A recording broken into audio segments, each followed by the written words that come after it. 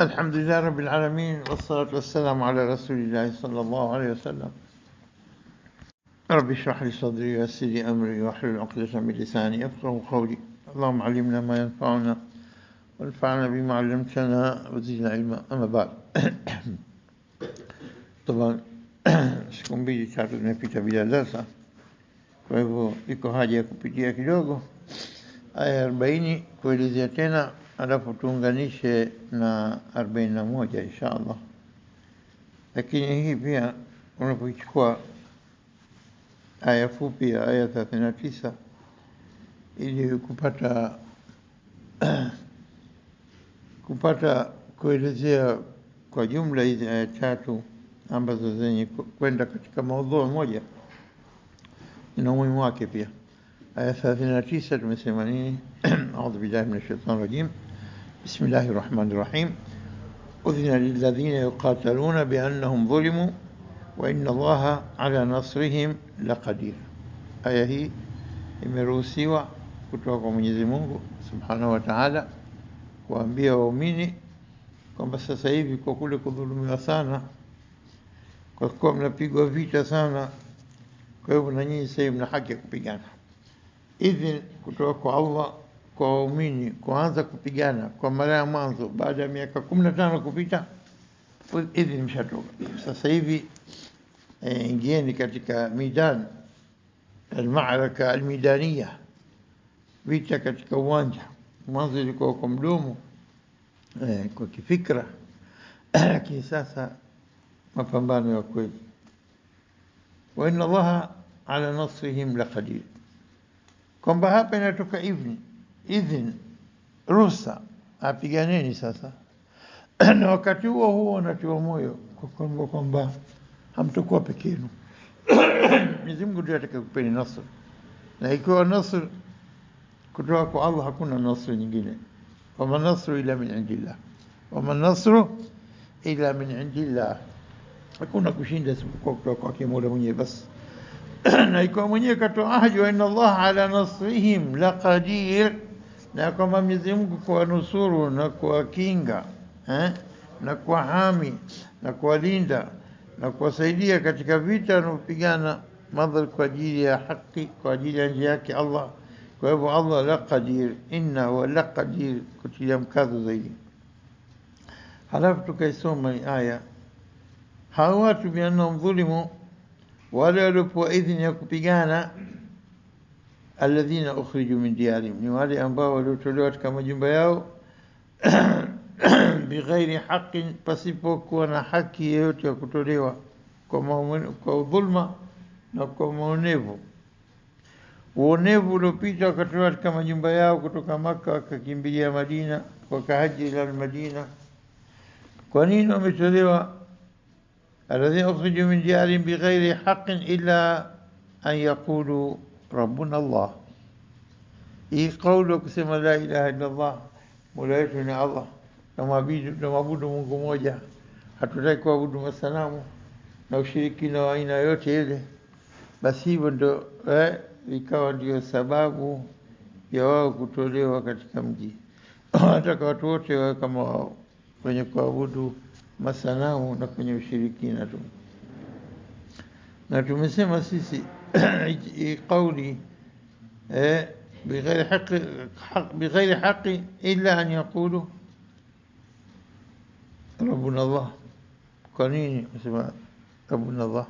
Na tusema Abubakar Siddiq alimtetea Mtume sallallahu alaihi wasallam alipochukua kitambaa chake Uqba ibn Abi Mu'ayyid akamfunga shingoni na kumkaza shingo Mtume Muhammad sallallahu alaihi wasallam, na Abubakar Siddiq akaja kumtetea na kumzuia asifanye hivyo. Ataktuna rajulun ayaqula rabbi Allah, watakumwa mtu aliyesema Mola wangu ni Allah. Au kama rajulun mu'min min ali fir'aun yaktumu imanahu, kama tulivyoelezea yule mtu muumini alikuwa katika kaumu ya Firaun, lakini anaficha imani yake, akasema mnamua mtu kwa sababu kasema la ilaha illallah. Na kisa tumekielezea katika sura Ghafir kwamba nyinyi msikilizeni mumfuate. Ikiwa mnataka kumfuata, mkimfuata hamna hasara. Ikiwa mwongo, fa alayhi kadhibu, yaku sadiqan, na ikiwa mkweli jayo anatuambia indhari na maonyo makali aliyotupa, yusibku, itakusibuni yale alokuahidini, alokuambieni. Kwa hivyo kauli hii kwamba wewe ukiwa katika dini yako ni watu ambao wasiokuwa waumini, washirikina, wasioamini dini, wanachukiwa sana, hawataki mtu aendelee. Wayasudduna an sabilillah, wanawazuidia watu katika njia ya Mwenyezi Mungu. Tazama katika tunaposoma Samai Dhati Buruj, tunaposoma sura hii, aya inasema ni wama naqamu minhum illa an yu'minu billahi al-aziz al-hamid. Wama naqamu minhum illa an yu'minu billahi al-aziz al-hamid, na hawakuona baya lolote kwao ila an yakwamba yu'minu billahi, ila kuwa wakimwamini Allah al-aziz, mwenye nguvu, al-hamid, msifiwa. Hilo ndio kosa kubwa walilofanya.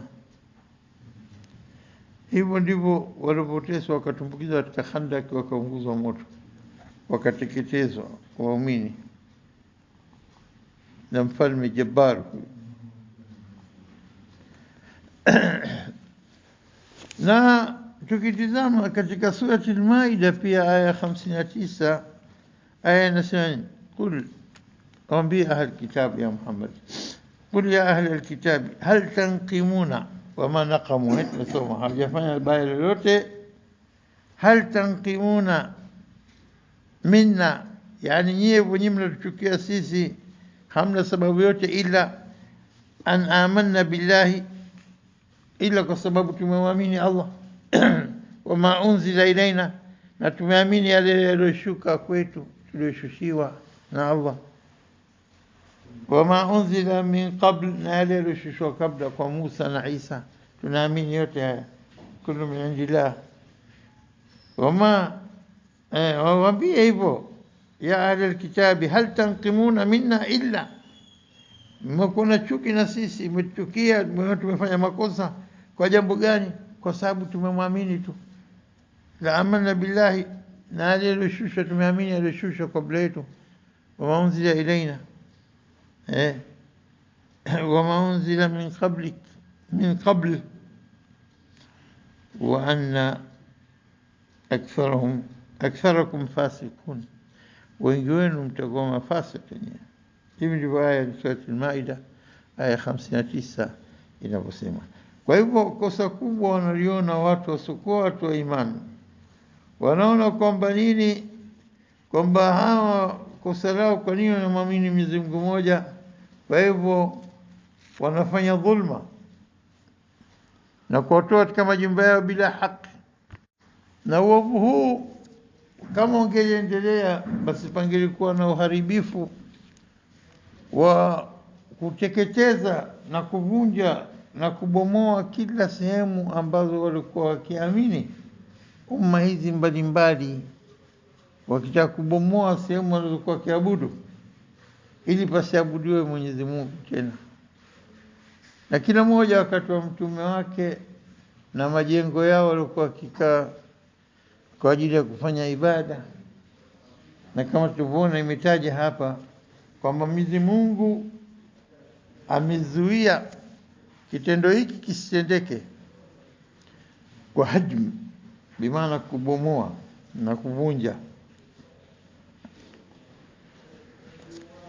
Walaula daf'u Allahi an-nasa ba'dhum bi ba'd, lau isingelikuwa Allah amewakinga watu kwa njia ya watu wengine, baadhi an-nasa, kama alivyosema wala daf'u Allahi an-nasa ba'dhum bi ba'd, lau isingelikuwa kukinga huku kwa kutumia watu dhidi ya watu wengine, wenyewe kwenye kundi hili kwa kundi jingine.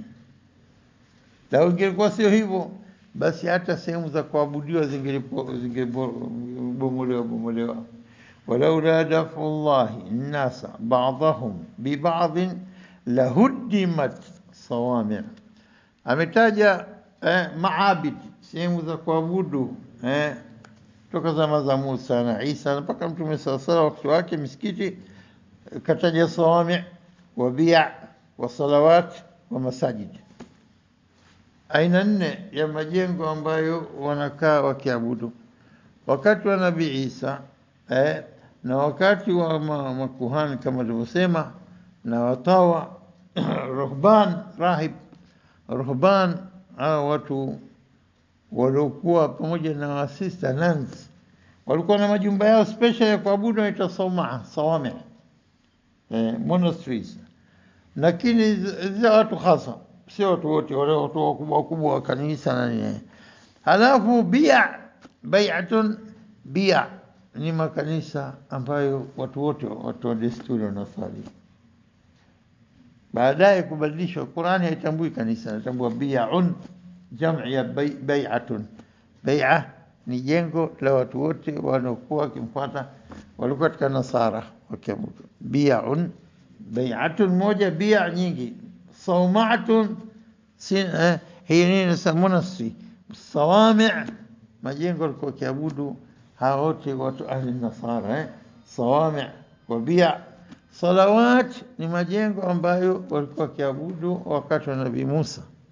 Sawma'a yani synagogue wanaita salawat, sio salawat jam'i ya salawat salawat hapa. Halafu wa masajid, yani hizi zama zote kuanzia Nabii Musa, Nabii Isa, majengo yalikuwa wakiingia watu kwa ajili ya kuabudu. Mwenyezi Mungu amejalia kundi jema kuzuia kundi la uovu la dhulma kuto kuvunja majengo haya, kama sivyo pasingedhukuriwa Mwenyezi Mungu.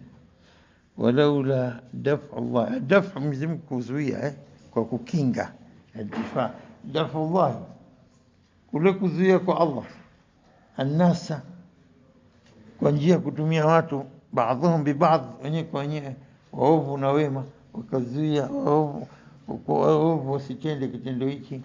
Basi majengo yote ya ibada tokea zama za Musa na Isa yote ingekuwa zimepromoshwa.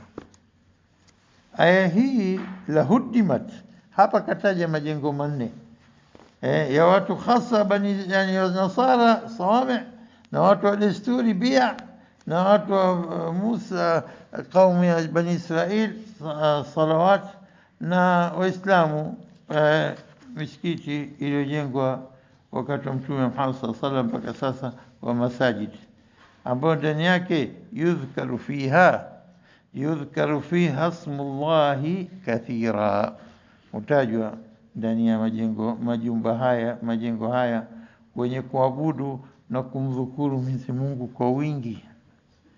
Tunakusudia kwamba kila mtume wakati wake na wale walikuwa wakiabudu pamoja na mitume hao, ikiwa Nabii Musa, ikiwa Nabii Isa, watu wao walikuwa katika dini ya sahihi ya tauhid, akida yao ilikuwa salima safi, na majengo haya walikuwa wakifanya ibada zao ndani yake.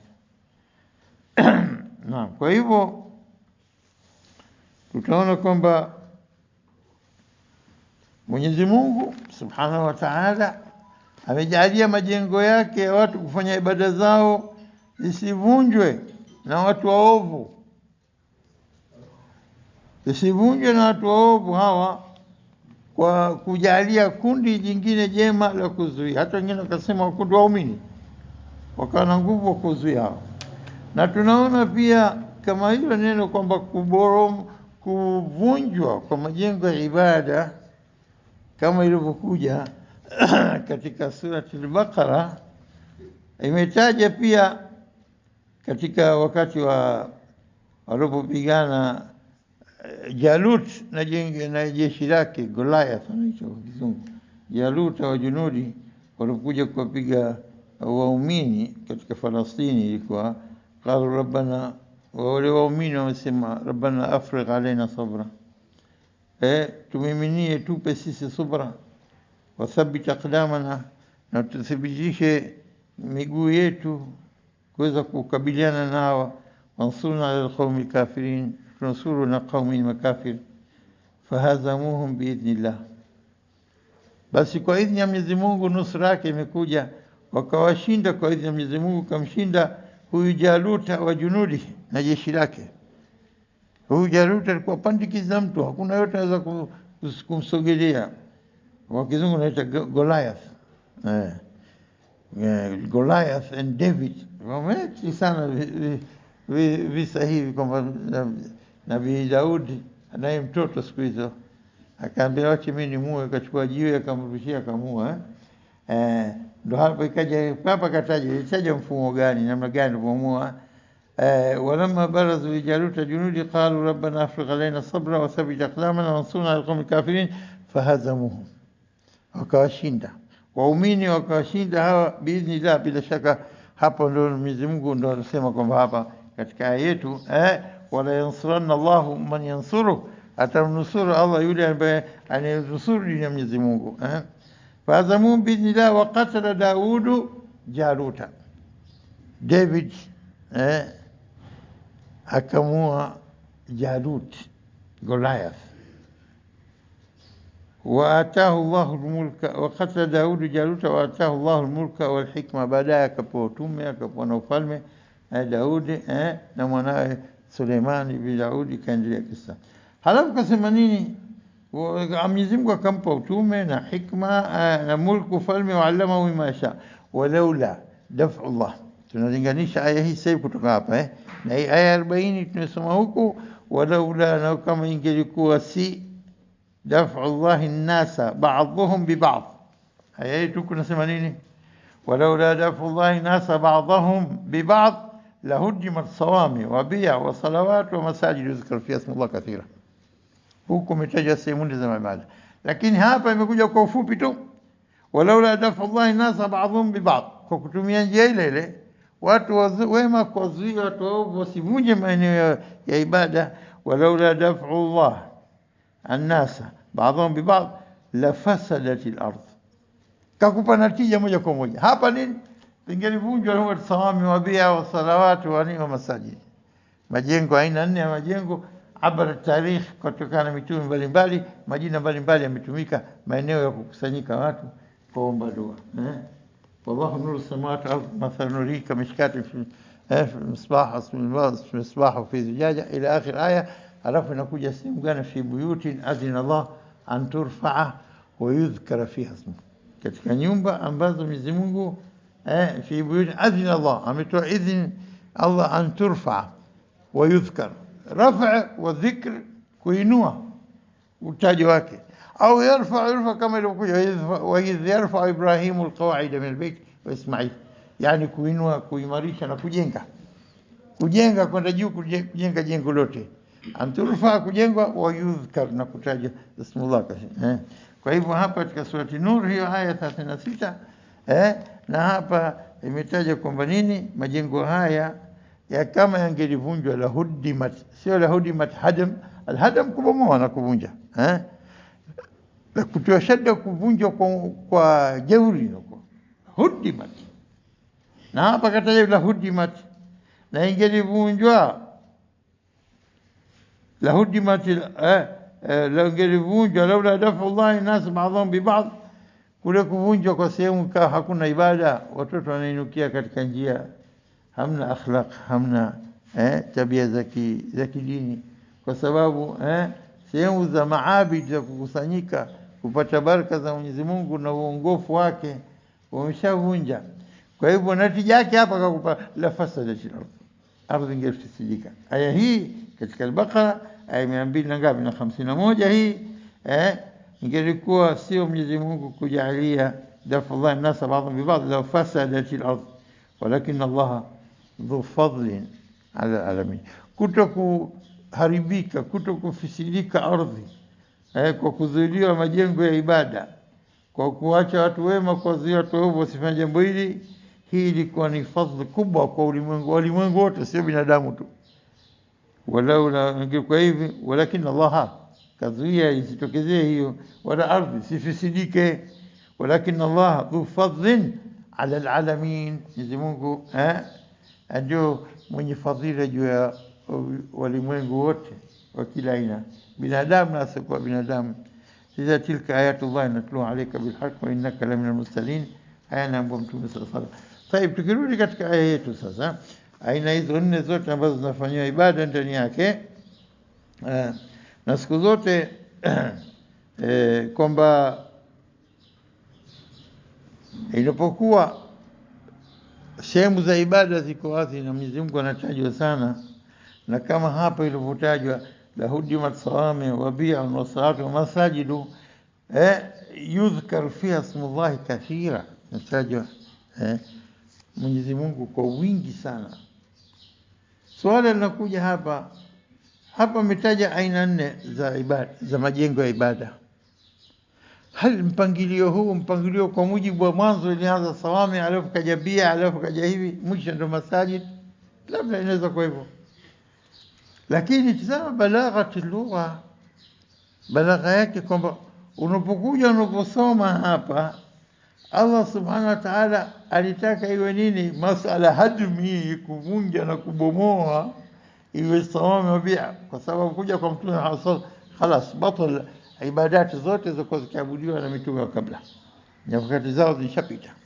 Kwa hivyo watu wote waingie katika Uislamu na kuingia katika misikiti na kufanya ibada, kwa sababu imekuja Qur'an iwe muhaimina ala kulli alkutub, na amri inokuja hapa watu wote wafuate. Na ndivyo walivyokuwa wakiambiwa katika vitabu vyao kwamba akija mtume wewe mfuate, akija mtume wakati wake nyote muingie katika maelekezo yake na hidayah yake. Ndio itakuwa, kwa sababu anakuja kwa ajili ya umma wote mpaka siku ya kiyama. Ndio. Kwa hivyo kusema kwamba tunaendelea katika manini yetu, mahekalu yetu na maabidi yetu ya zamani, sehemu za kufanya ibada, kwa sababu dini imeshakuwa distorted zote hizi. Neno yote haya yameshakuwa replaced by masajid. Kwa hivyo tukitazama mpangilio huu, hata kutaja la hudimat ingelivunjwa, masawame imetangulizwa, ikaja bia, ikaja salawati.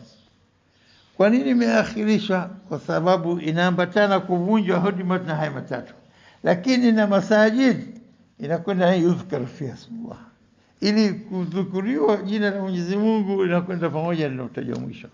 Na mfumo huu Qur'ani imejaa kama haya, wa masajidu yuzkaru fiha ismullah, kama inabeba hadhi yote ya kutajwa jina la Mwenyezi Mungu kwa wingi katika masajid zaidi kuliko zile za mwanzo. Hadha wallahu aalam taban.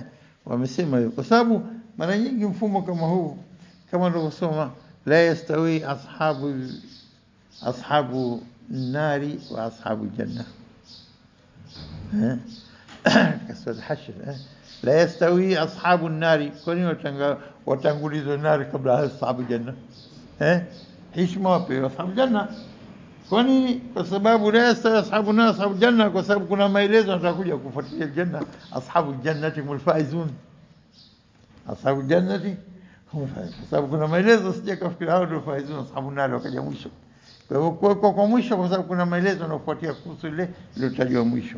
Kama hivyo inakuwa sio, au kama tunasoma katika Al-Imran, yauma tabyadhu wujuhum wa taswaddu wujuh.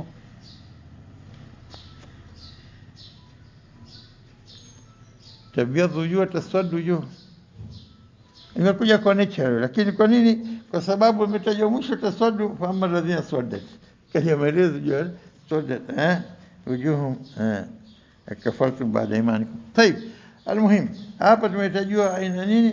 Aina nne za maabid ya kuzani, ambao ndani yake ismullah fiha ismullah kathira. Alafu imekuja wala yansuranna Allahu man yansuru, Mwenyezi Mungu atanusuru wale ambao wenye kunusuru dini yake.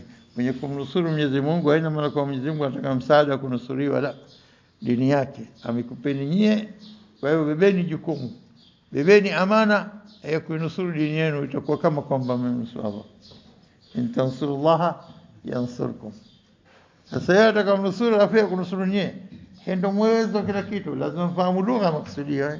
In tansurullaha yansurkum wa yuthabbit aqdamakum, atakusibisheni nyayo zenu. Kwa hivyo hapa la yansurunna Allah man yansuruhu inna Allaha laqawiyyun aziz. Hakika Mwenyezi Mungu ndo mwenye nguvu kabisa.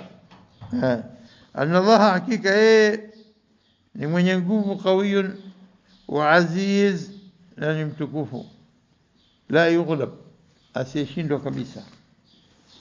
Sasa alafu nakuja alladhina. Taban hapa siku zote tunajua kwamba almaraka, vita inakuwa baina haqqin wa haqqin la tujad. Vita baina haqqin na haqqin hakuna. Kwa nini? Yana ma yujad haqqain fi alwujud, katika existence hakuna haki mbili. Famadha baada alhaq illa dhalal, baada haki hakuna ila nini? Ila upotofu tu basi. Naam, kwa hivyo hakuna haki mbili. Naam, kwa hivyo haki na haki hakuna, haki moja,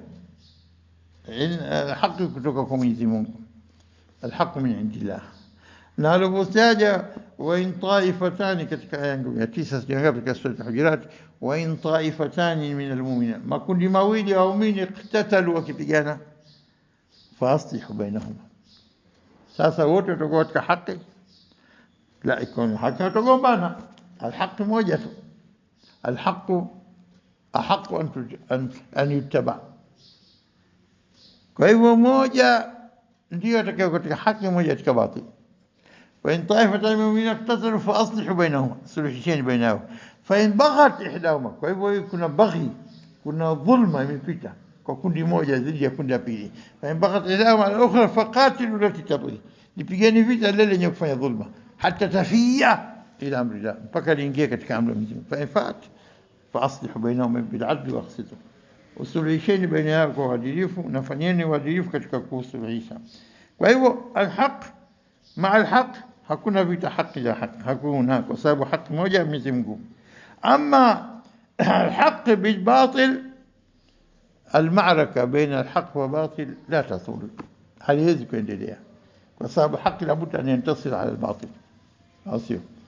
Yenye kuendelea kupambana batil ma batil, hilo halishi, hilo halishi. Kila moja atatafuta njia nyingine ya kuendelea na batil. Kama tunavyoona ulimwengu wetu imetoka katika hot war imeingia katika cold war, vita baridi wanasema, sio? Vita baridi kwa maneno na malumbano ya kisiasa na nini, na kutukanana na ugomvi na kila aina ya nini ya ugomvi.